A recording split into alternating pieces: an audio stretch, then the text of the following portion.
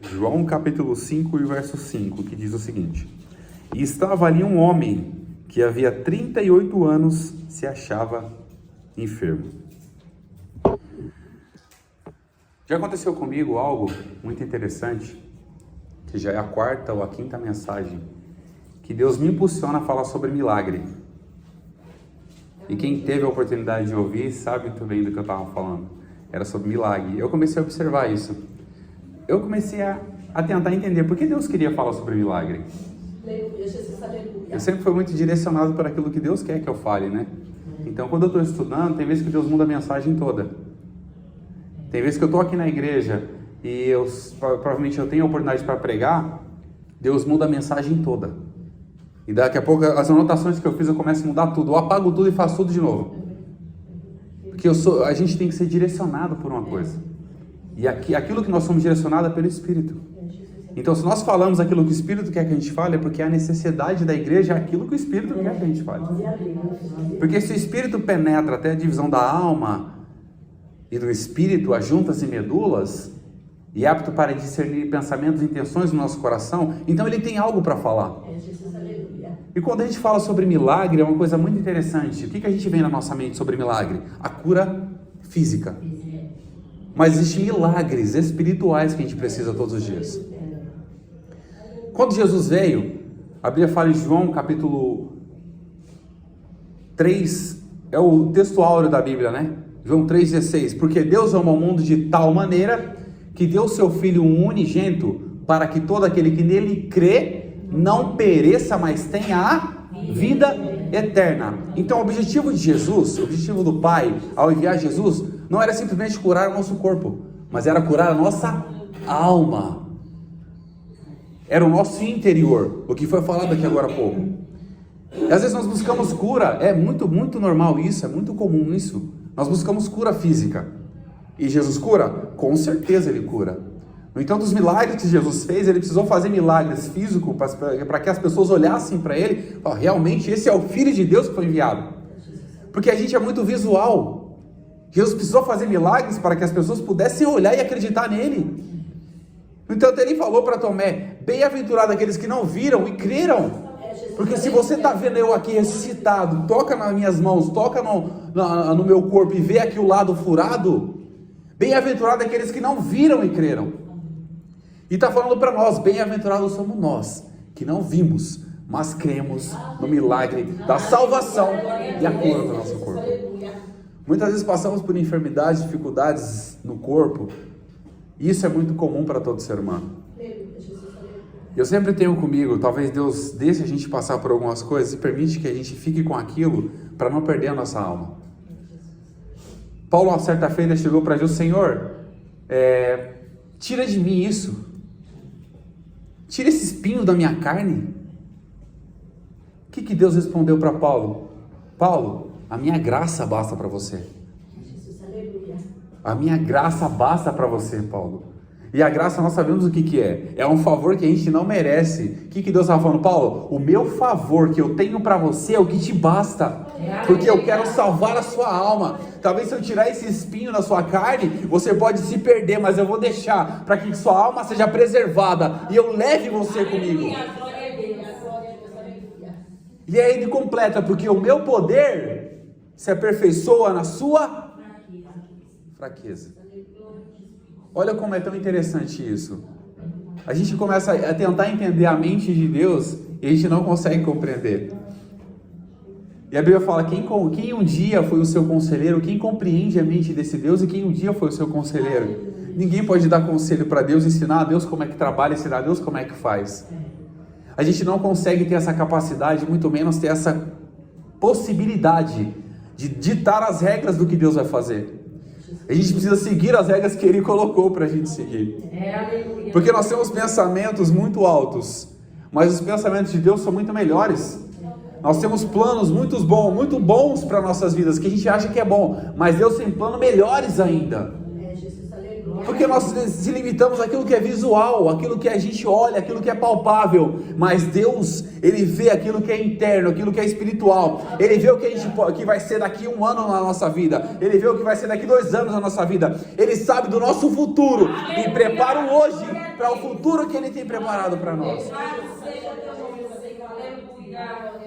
E é muito comum a gente fazer planos e ser muito sonhador. Não é pecado de jeito nenhum fazer isso. Não é erro nenhum.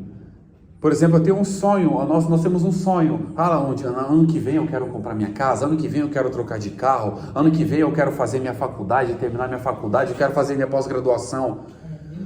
Mas a gente deixa, por último, aquilo que devia ser primeiro. A Bíblia fala, buscai primeiro o reino de Deus, o reino dos céus e a sua justiça. E todas essas coisas vos serão acrescentadas. Quais seriam essas coisas? O alimento diário, a saúde, a paz que excede todo entendimento, a alegria do Senhor que conduz a nossa vida. Isso que nós vamos buscar primeiro. E nós passamos por tantas dificuldades, nós buscamos médicos, buscamos isso, buscamos aquilo, buscamos psicólogo, buscamos psiquiatra, mas esquecemos de buscar primeiro a Deus. Não é errado você buscar um psicólogo, um psiquiatra, não é errado você buscar um médico, de forma alguma. Deus deixou a medicina para isso. Mas eu aprendi uma coisa muito simples, uma frase muito simples. Tem coisas que só uma oração já resolveria. Aleluia, Jesus. Tem coisas que uma atitude de fé mudaria o destino da sua vida. Glória a Deus, aleluia. Tem coisa que um jejum, uma semana, um propósito de oração transformaria aquilo que você nunca imaginou. Porque se Jesus curou tantas pessoas, fez tantos milagres, será que Ele mudou? Ele continua sendo o mesmo. O milagre que Ele fez ontem, Ele faz hoje. O milagre que Ele fez hoje, Ele vai fazer amanhã. Porque Deus é o mesmo ontem, hoje e eternamente. Aleluia, glória a Deus, aleluia. Aleluia, Deus. Nós conhecemos os atributos de Deus: onisciência, onipotência e onipresença. E tem mais um que eu descobri: a eternidade. A eternidade é um atributo de Deus, porque só Ele é eterno. Nós não somos eternos, mas nós seremos juntamente com Ele quando nós nos encontrarmos com Ele. Nós seremos eternos. E quando nós falamos sobre milagre, nós entendemos que milagre depende de muitos fatores. Da nossa disposição em buscar a Deus, da nossa disposição em entregar na mão também dos médicos quando for necessário. E existem milagres que acontecem na nossa vida que são milagres absurdos. Eu tive a oportunidade quando criança, eu ficava muito doente, eu tinha bronquite, asma, essas coisas que meu pai sofreu e veio a falecer, que Deus poupou ele até hoje, até aquele dia que ele veio a falecer.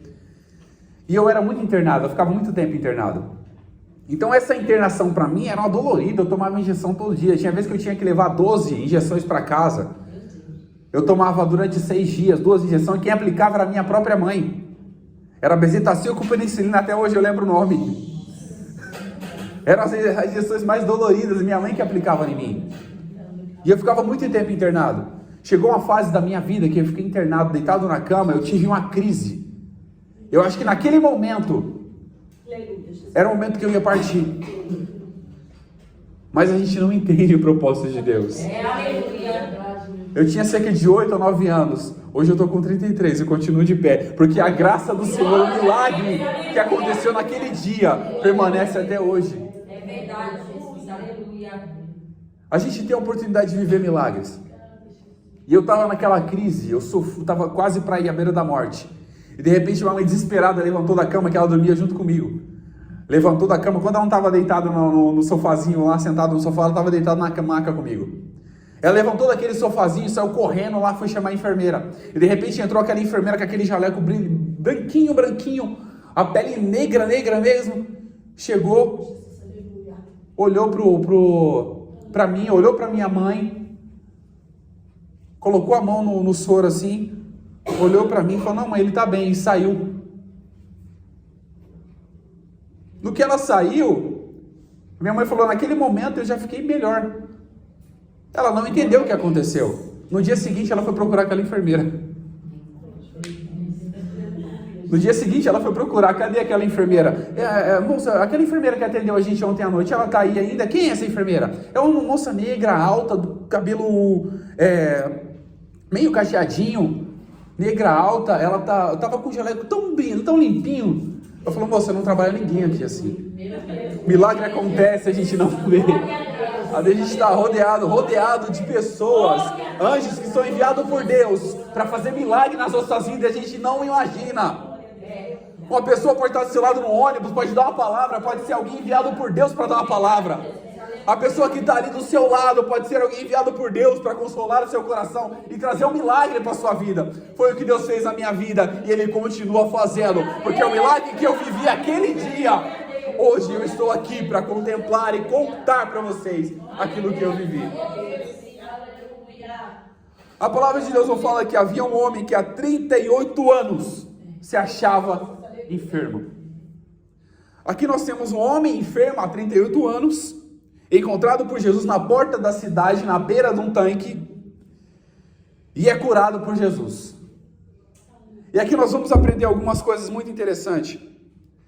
Jesus veio de uma caminhada, Jesus andava a todo momento, ele não parava em lugar nenhum.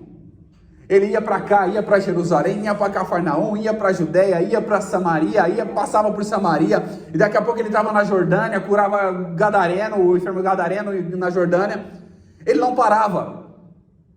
Ele sempre ia fazer alguma coisa para que o nome de Jesus, o nome do Pai fosse glorificado na vida dele. Ele sempre fazia isso. Então, ao ponto dele começar a caminhada dele, ele passou de Cafarnaum, chegou em Cafarnaum. E ele falou, eu preciso ir para Jerusalém. E lá vai ele para Jerusalém. E nessa caminhada para Jerusalém, havia uma festa ali em Jerusalém. Havia uma festa.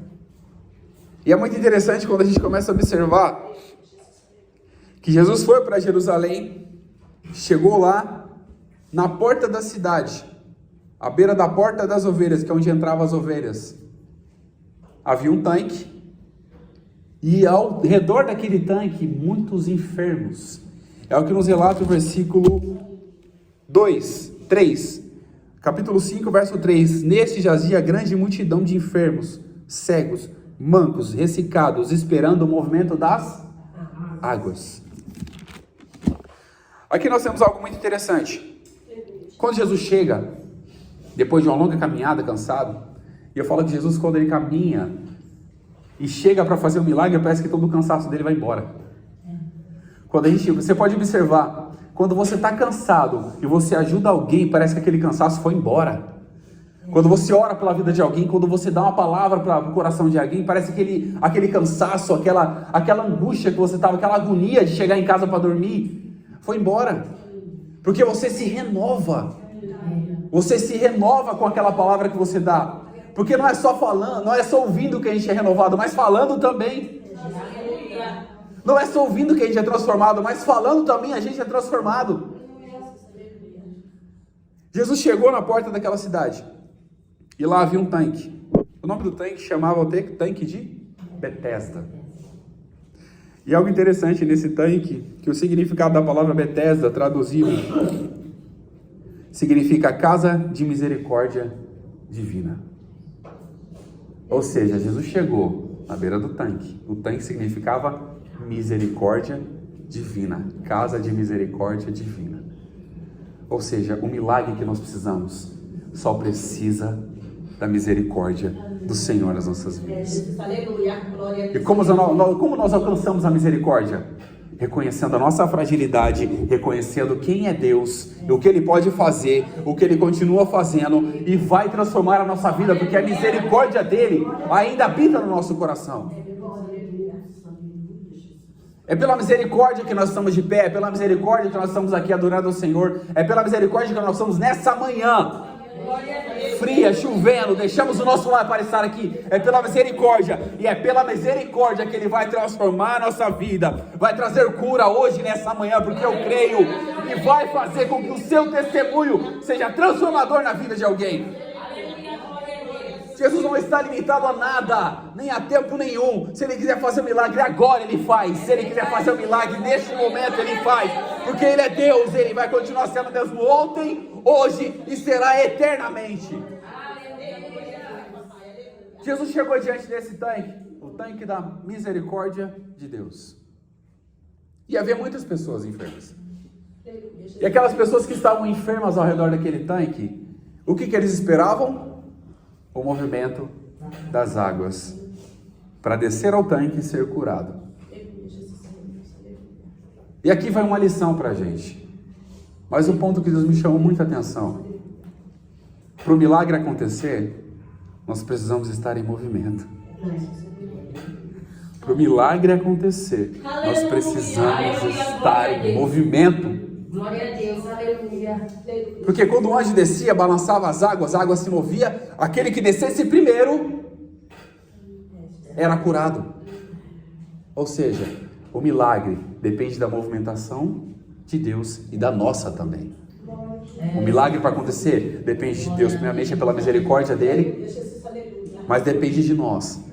Reconhecemos a nossa fragilidade, buscar ao Senhor de todo o nosso coração, entregar a nossa vida, fazer aquilo que nós fomos chamados para fazer, cumprir o nosso propósito que nós fomos designados para fazer.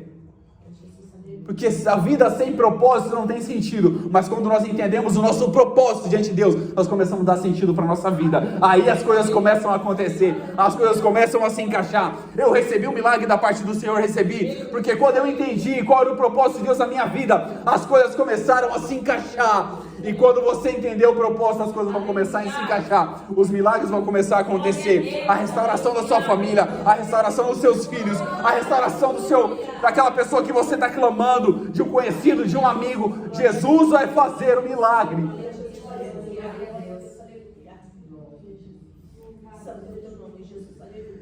Após Jesus chegar nesse tanque e viu que muitas pessoas estavam enfermas, mas muitos tinham a oportunidade, a facilidade de descer para o tanque.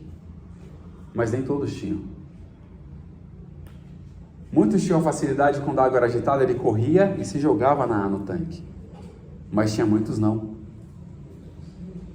E a gente acha muitas das vezes, por exemplo, o Senhor fez um milagre na vida daquela pessoa, mas eu estou esperando há tanto tempo e não faz na minha.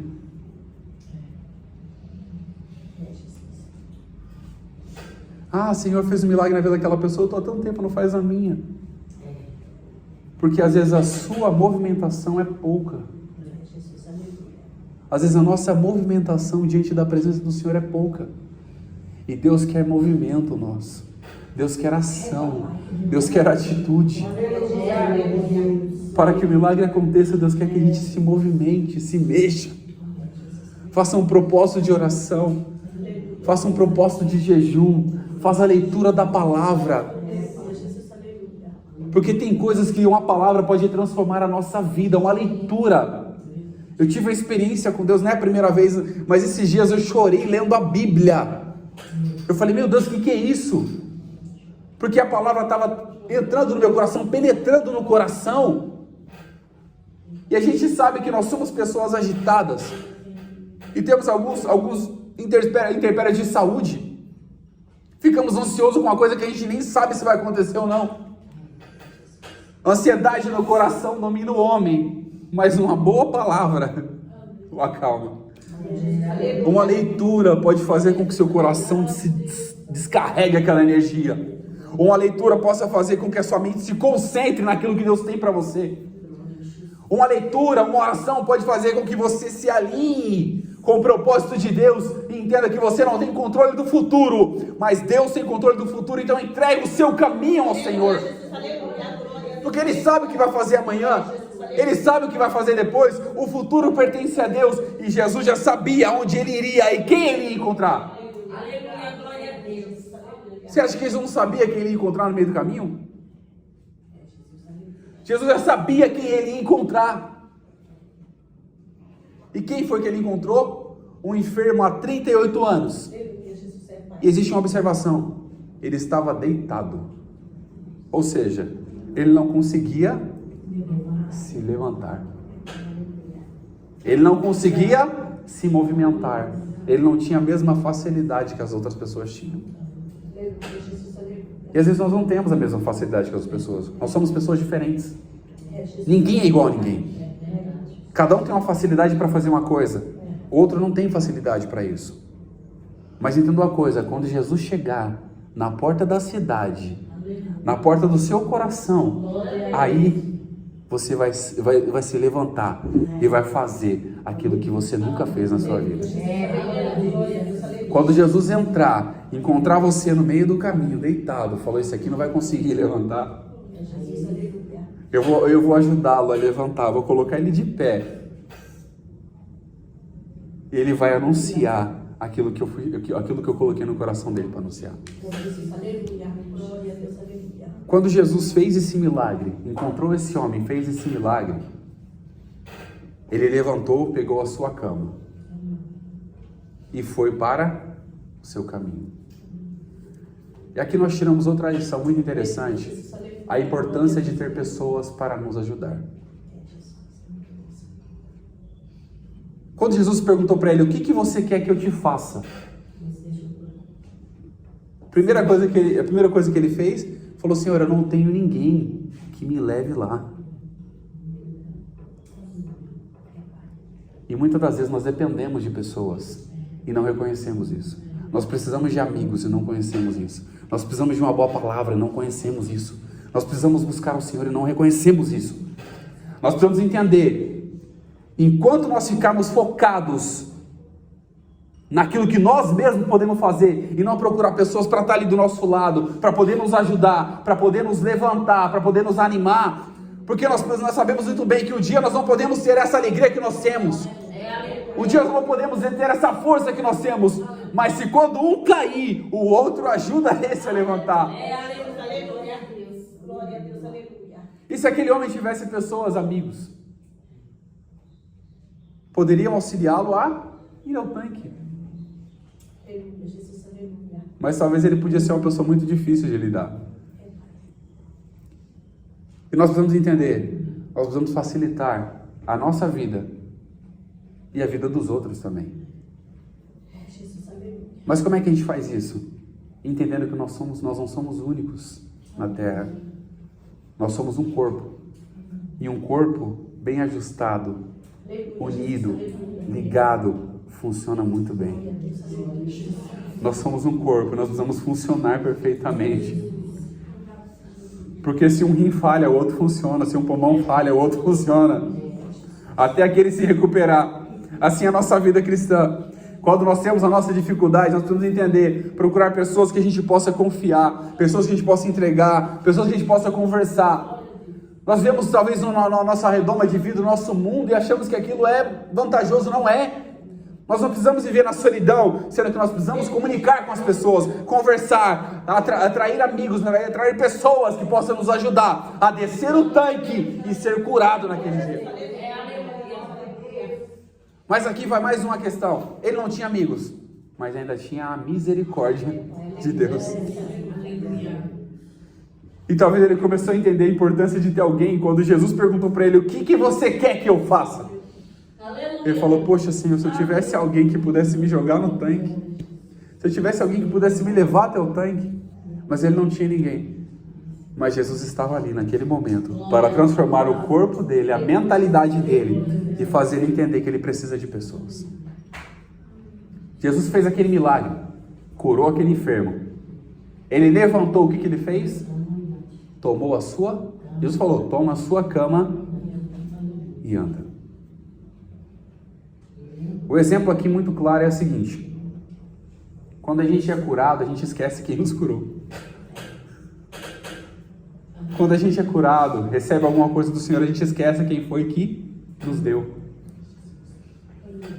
Eu estava conversando com a moça e falei para ela, tem coisas que a gente está vivendo hoje que a gente pediu há 10 anos atrás. A gente tem a memória fraca, mas Deus não. E por isso que Deus, a palavra fala que em tudo nós devemos dar graça, porque tem coisa que a gente pediu há 5, 6 anos atrás, Deus está nos concedendo hoje. E a gente esquece. O que você está vivendo hoje foi uma oração que você fez há muito tempo. Então viva isso agradecendo ao Senhor. Pega a sua cama, pega as suas lembranças e comece a agradecer a Deus pelo milagre que Ele fez na sua vida. Pega as suas lembranças e comece a agradecer pela cirurgia que você fez e você está aqui hoje pela graça do Senhor. Pega a sua cama, as suas lembranças e entenda que tem muitas pessoas que foram para o leito do hospital e não voltaram mais. E você está aqui para a glória do Senhor.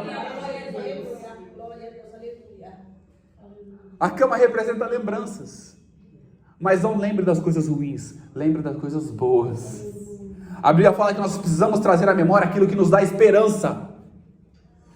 Traga à sua memória aquilo que te dá esperança. E Paulo fala, se há pensamentos bons que a gente precisa trazer, se há algum louvor, se há alguma adoração, se há algum privilégio, nisso vocês devem pensar, nisso nós devemos pensar, são coisas boas. E deixar o passado ruim de lado. Deixar o passado ruim e lembrar de coisas boas, que é o que nos dá esperança de continuar de pé aqui hoje na presença do Senhor.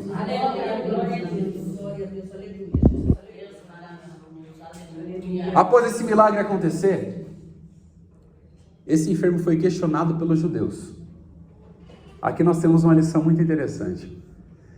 É tão importante a gente observar isso, que eles estavam fazendo uma festa, e era no sábado.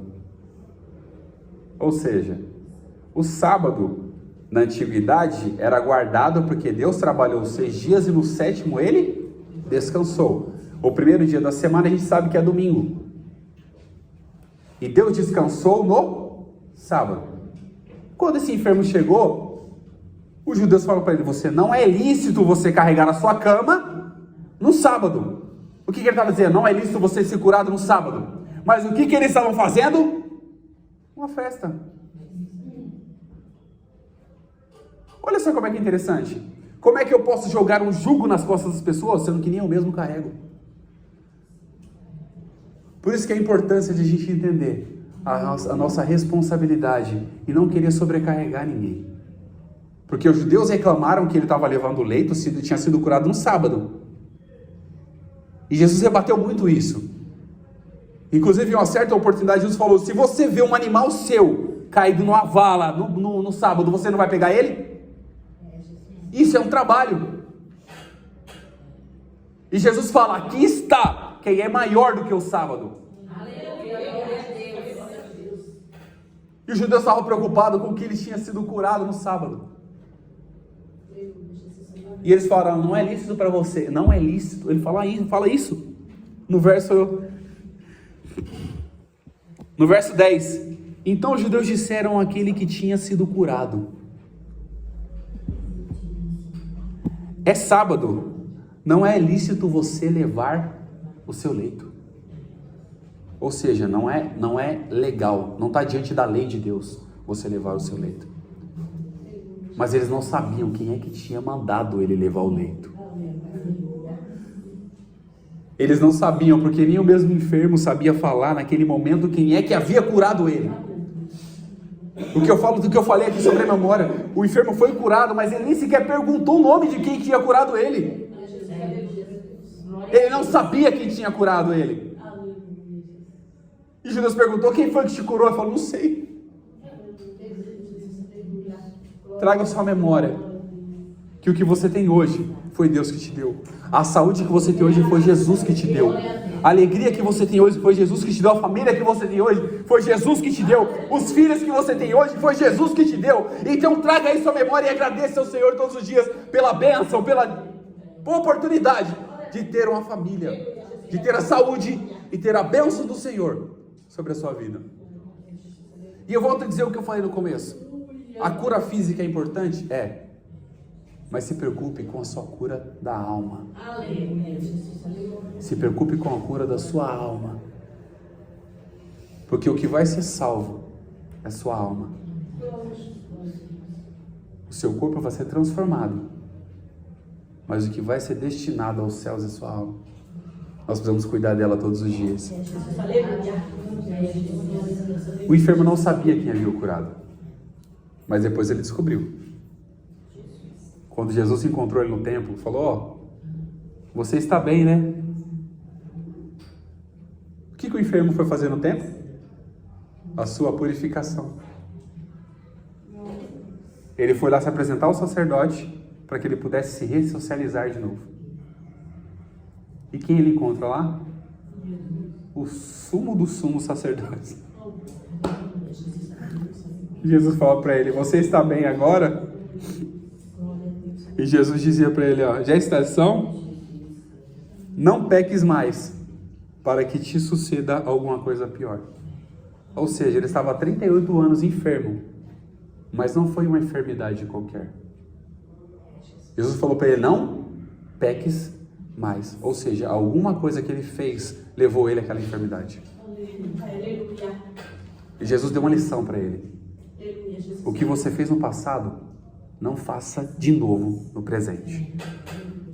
E fala para nós essa manhã, o que nós fizemos no passado, não repita essas mesmas atitudes, porque vai destruir a sua vida de novo. Você já entregou a sua vida a Jesus, já entregou o seu coração, já entregou a sua alma. Não volte para trás, não olhe para trás como a mulher de Ló, continue adiante, olhe para frente, olhe para cima, olhe para os céus, olhe para Jesus, que é o autor e consumador da sua fé. Aleluia. Glória a Deus. Glória a Deus. Aleluia. E o salmista fala, eu levarei os meus olhos para os montes. De onde me virá o meu socorro? O nosso socorro vem do Senhor, que fez os céus e a terra. Aleluia. E depois que esse enfermo teve encontro com Jesus no templo, ele descobriu quem era que havia o curado. E aqui nós podemos entender, não deixe ter um segundo encontro com Jesus para descobrir quem foi que te curou. Não deixe ter um segundo encontro com Jesus, mas que esse primeiro encontro possa valer a pena. Que esse primeiro momento possa valer a pena, que essa manhã possa valer a pena. Não diga, fala, Senhor, eu vou esperar o Senhor confirmar isso. Deus está confirmando agora. O milagre que Ele quer fazer na sua vida precisa de movimento. A transformação que Ele quer fazer na sua família precisa de movimento. Tudo que Ele vai fazer na sua vida, nós precisamos estar em movimento. Eu sempre fui uma pessoa tão ocupada, o pastor me dava oportunidade, eu não queria. Eu falava para o Senhor, não, estou fazendo isso, estou fazendo um monte de coisa. E Jesus deve ter respondido assim, é isso aí mesmo que eu quero. Já que Ele está tão ocupado com outras coisas, eu vou ocupar Ele com isso. Porque Deus quer chamar a gente que está em movimento, ocupado com alguma coisa. Não fique parado esperando as coisas caírem do céu. A única coisa que cai do céu é chuva. E o inimigo que foi lançado do céu. Mas aquilo que Deus manda para a gente já está dentro de nós, que é o Espírito que intercede por nós. Nós temos esse privilégio, essa oportunidade de ter um Espírito e um anjo acampado ao nosso redor para nos livrar, nos guardar, nos proteger. Então não traga à sua memória coisas ruins, traga o milagre do Senhor na sua vida, que é a salvação da sua alma. E jamais deixe de anunciar o nome daquele que te curou. Judeus, para a gente finalizar, os judeus encontraram aquele homem de novo. E ele falou, agora eu sei quem foi que me curou. Agora eu sei quem foi que me curou. Foi Jesus de Nazaré. Foi o Cristo, o Filho de Deus. Foi Ele que me curou. E traga as lembranças do que Jesus fez na sua vida. E fala, Jesus, eu sei quem foi que fez o milagre. E eu sei quem vai continuar fazendo o milagre na minha vida. Deus abençoe em nome de Jesus.